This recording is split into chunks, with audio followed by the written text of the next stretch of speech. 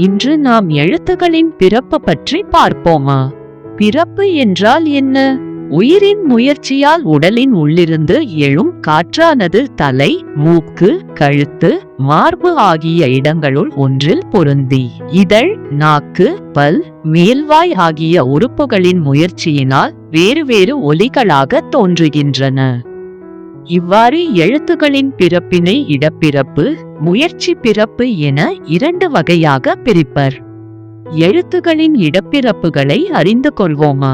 உயிர் எழுத்துகள் 12ம் கழுத்தை இடமாக கொண்டு பிறக்கின்றன. வல்லின மெய் எழுத்துகள் 6ம் மார்பை இடமாக கொண்டு பிறக்கின்றன. மெல்லின மெய் எழுத்துகள் 6ம் மூக்கை இடமாக கொண்டு பிறக்கின்றன. இடையின மெய் எழுத்துகள் 6ம் கழுத்தை இடமாக கொண்டு பிறக்கின்றன. ஆய்த எழுத்து தலையை இடமாக கொண்டு பிறக்கிறது. எழுத்துகளின் முயற்சி பிறப்பு பற்றி தெரிந்து கொள்வோமா? முதலில் உயிரெழுத்துகள் பற்றி பார்ப்போம். அ, ஆ ஆகிய 2ம் வாய் திறத்தலாகிய முயற்சியால் பிறக்கின்றன. இ, ஈ, ஏ, ஏ, ஐ ஆகிய 5ம் வாய் திறக்கும் முயற்சியுடன் நாக்கின் அடி ஓரமானது மேல்வாய் பல்லை பொருந்தும் முயற்சியால் பிறக்கின்றன.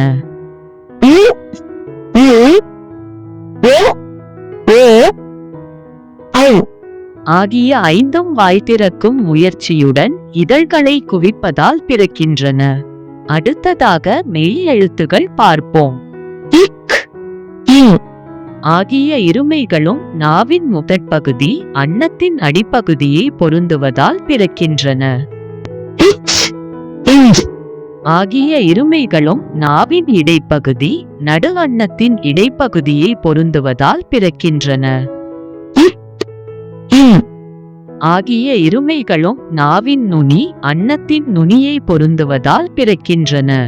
இத், இந்த் ஆகிய இருமைகளும் மேல்வாய்ப்பல்லின் அடியை நாக்கின் நுனி பொருந்துவதால் பிறக்கின்றன.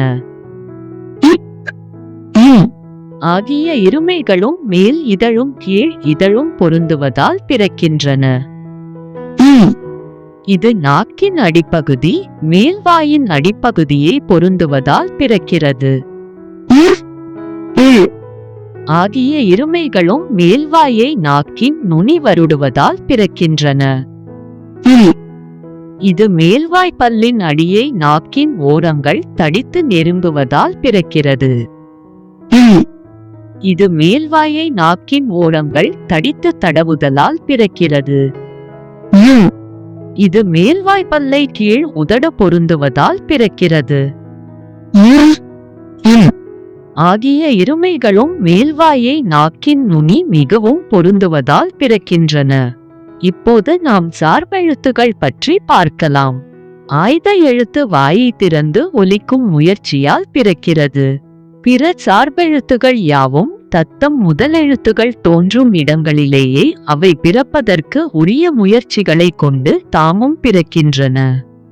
இப்போது பயிற்சி நேரம். மேல் இதழும் கீழ் இதழும் பொருந்துவதால் பிறக்கும் எழுத்துகள் எவை?